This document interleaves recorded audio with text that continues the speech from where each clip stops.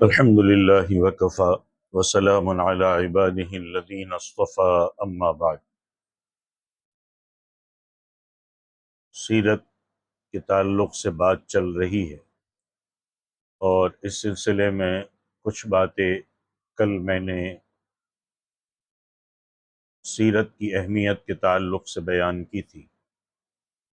آج انشاءاللہ ہم رسول اللہ صلی اللہ علیہ وسلم کے ابتدائی حالات کا ایک حصہ آپ کے سامنے رکھیں گے۔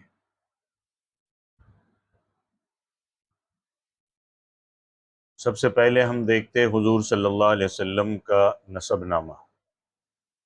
حضور صلی اللہ علیہ وسلم کا نسب نامہ والد ماجد کی طرف سے یہ ہے: حضرت محمد صلی اللہ علیہ وسلم بن عبداللہ بن عبد المطلب بن ہاشم بن عبد مناف بن قصی بن کلاب بن مرہ بن کعب بن لوی بن غالب بن فہر بن مالک بن نضر بن کنانہ بن خزیمہ بن مدرکہ بن الیاس بن مضر بن نزار بن معد بن عدنان۔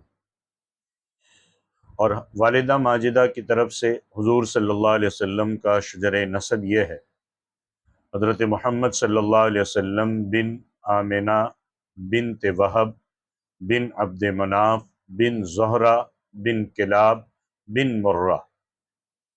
حضور صلی اللہ علیہ وسلم کے والدین، ماں اور باپ دونوں کا نسب نامہ کلاب بن مرہ پر جا کر مل جاتا ہے اور آگے چل کر دونوں سلسلے ایک ہو جاتے ہیں۔ عدنان تک آپ کا نسب نامہ صحیح سندوں کے ساتھ مورخین کے اتفاق کے ساتھ ثابت ہے۔ اس کے بعد ناموں میں بہت کچھ اختلاف ہے، اور حضور صلی اللہ علیہ وسلم جب بھی اپنا نسب نامہ بیان فرماتے تھے تو عدنان ہی تک ذکر فرماتے تھے۔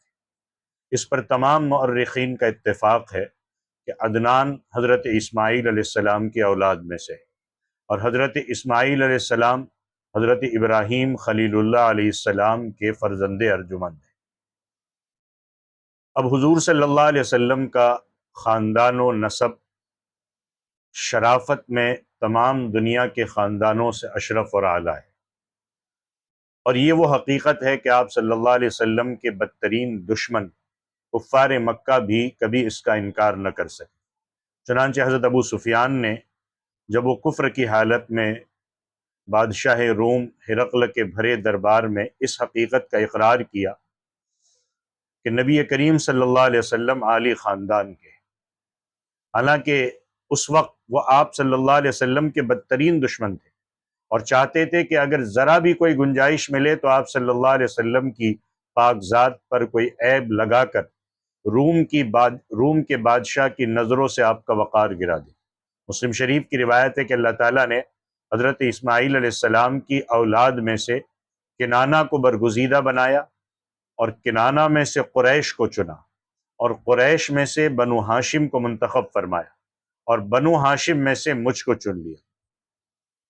یہ ایک حقیقت ہے کہ حضور صلی اللہ علیہ وسلم کا خاندان اس قدر بلند مرتبہ ہے کہ کوئی بھی حسب اور نسب والا اور نعمت اور بزرگی والا آپ صلی اللہ علیہ وسلم کے مثل نہیں۔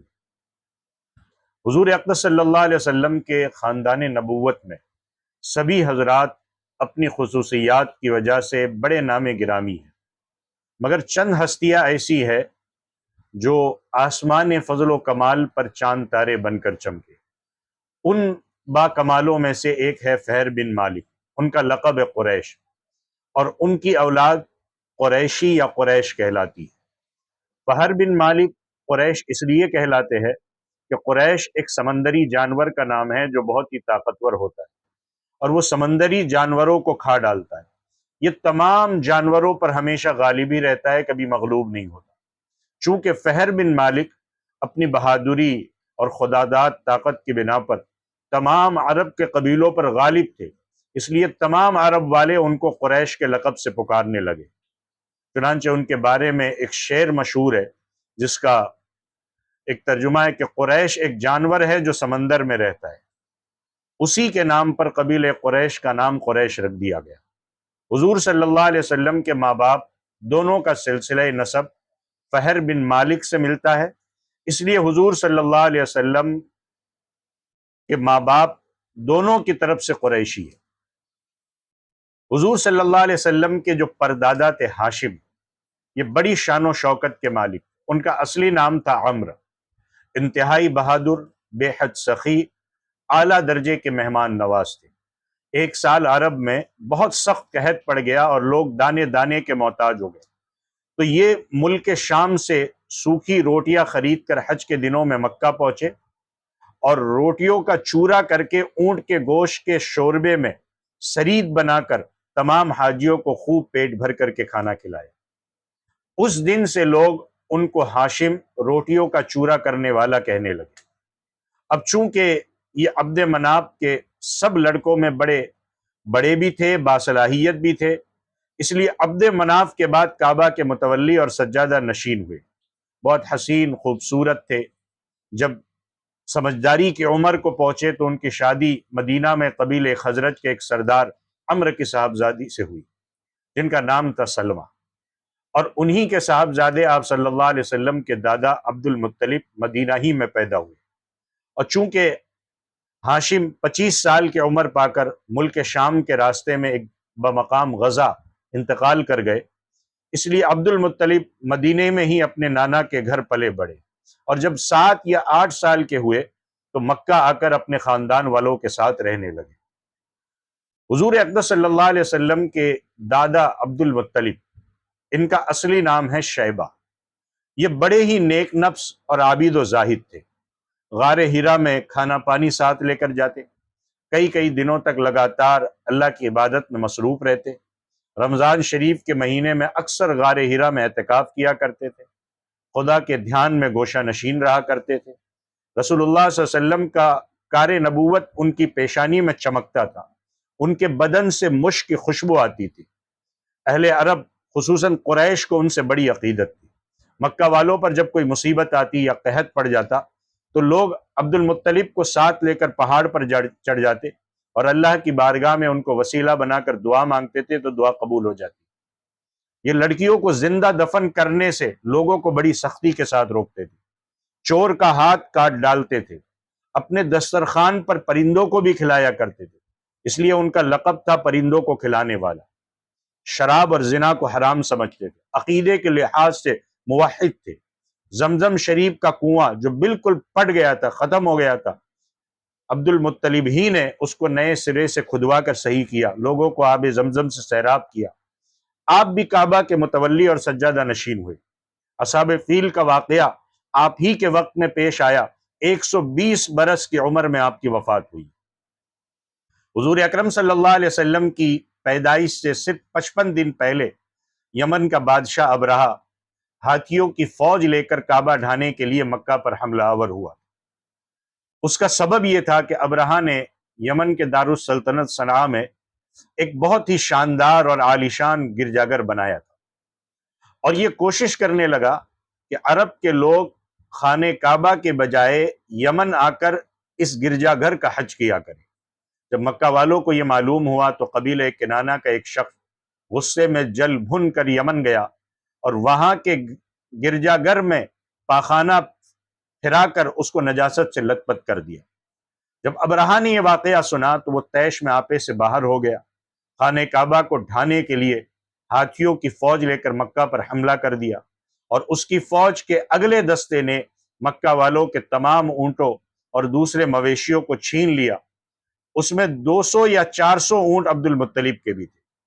عبد المطلب کو اس واقعے سے بڑا رنج پہنچا، چنانچہ آپ اس معاملے میں بات کرنے کے لیے ابرہہ کے لشکر میں تشریف لے گئے۔ جب ابرہہ کو معلوم ہوا کہ قریش کا سردار اس سے ملاقات کرنے کے لیے آیا ہے تو اس نے آپ کو اپنے خیمے میں بلا لیا، اور جب عبد المطلب کو دیکھا کہ ایک بلند قامت، رعبدار، نہایت حسین و جمیل آدمی ہے جن کی پیشانی پر نبوت کے نور کا جاہ و جلال چمک رہا ہے، تو صورت دیکھتے ہی ابرہہ مرعوب ہو گیا اور بے اختیار شاہی تخت سے اتر کر آپ کی تعظیم اور تکریم کے لیے کھڑا ہو گیا، اور اپنے برابر بٹھا کر دریافت کیا، پوچھا کہ کہیے قریش کے سردار، یہاں آپ کی تشریف آوری کا مقصد کیا ہے؟ عبد المطلب نے جواب دیا کہ ہمارے اونٹ اور بکریاں وغیرہ جو آپ کے لشکر کے سپاہی ہانک لائے، آپ ان سب ہمارے مویشیوں کو ہمارے حوالے کر دیے۔ یہ سن کر ابرہہ نے کہا کہ اے سردار قریش، میں تو یہ سمجھتا تھا کہ آپ بہت ہی حوصلہ مند اور شاندار آدمی ہیں، مگر آپ نے مجھ سے اپنے اونٹوں کا سوال کر کے میری نظروں میں اپنا وقار کم کر دیا۔ اونٹ اور بکری کی حقیقت ہی کیا ہے؟ میں تو آپ کے کعبہ کو توڑ پھوڑ کر برباد کرنے کے لیے آیا ہوں، آپ نے کعبۃ اللہ کے بارے میں کوئی بات نہیں کی۔ عبد المطلب نے کہا کہ مجھے تو اپنے اونٹوں سے مطلب ہے، کعبہ میرا گھر نہیں ہے، وہ تو خدا کا گھر ہے اور وہ خدا خود اپنے گھر کو بچا لے گا، مجھے کعبہ کی ذرا بھی فکر نہیں ہے۔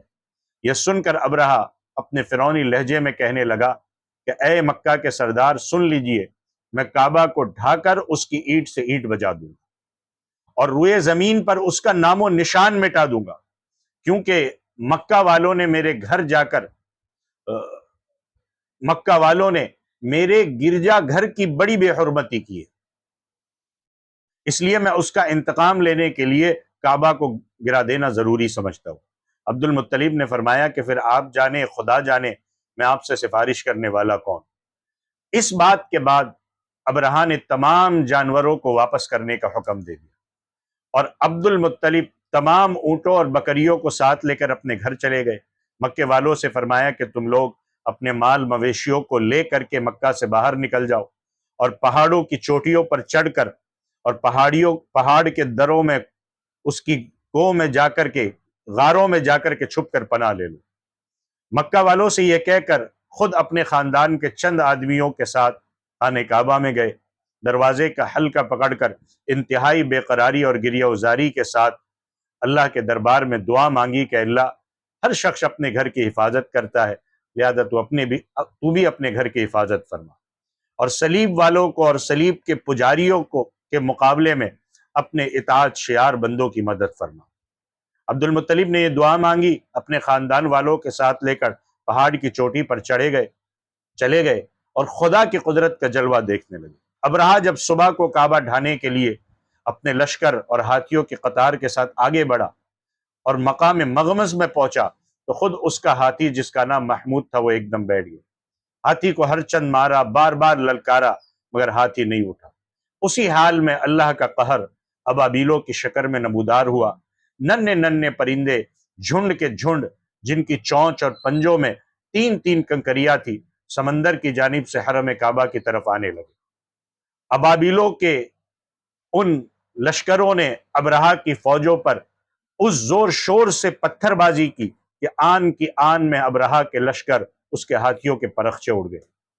ابابیلوں کی سنگباری اللہ کے قہار و جبار کے قہر و غضب کی ایسی مار تھی کہ جب کوئی کنکری کسی ہاتھی کے سوار پر پڑتی تھی تو وہ اس آدمی کے بدن کو چھیدتی ہوئی ہاتھی کے بدن سے پار ہو جاتی۔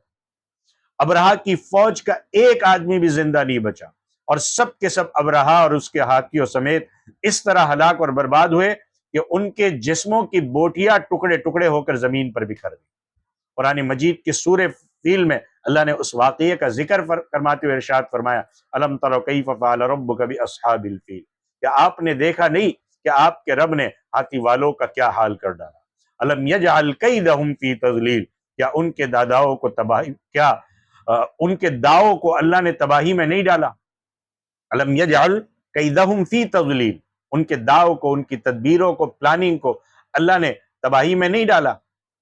وَأَرْسَلَ عَلَيْهِمْ طَيْرًا أَبَابِيلَ، اور ان پر پرندوں کی ٹکڑیاں بھیجی، ترمیہم بحجارۃ من سجیل، تاکہ انہیں کنکر کے پتھروں سے مارے، فجعلہم کعصف مأکول، تو انہیں چبائے ہوئے بھس جیسا بنا ڈالا۔ جب ابرہہ اور اس کے لشکروں کا یہ انجام ہوا تو عبد المطلب پہاڑ سے نیچے اترے، خدا کا شکر ادا کیا، ان کے اس کرامت کا دور دور تک چرچا ہو گیا اور تمام اہل عرب ان کو ایک خدا رسیدہ بزرگ کی حیثیت سے قابل احترام سمجھنے لگے۔ یہاں تک آج کا ویڈیو میں ختم کرتا ہوں، پھر اس سے آگے انشاءاللہ کل لے کے چلوں گا۔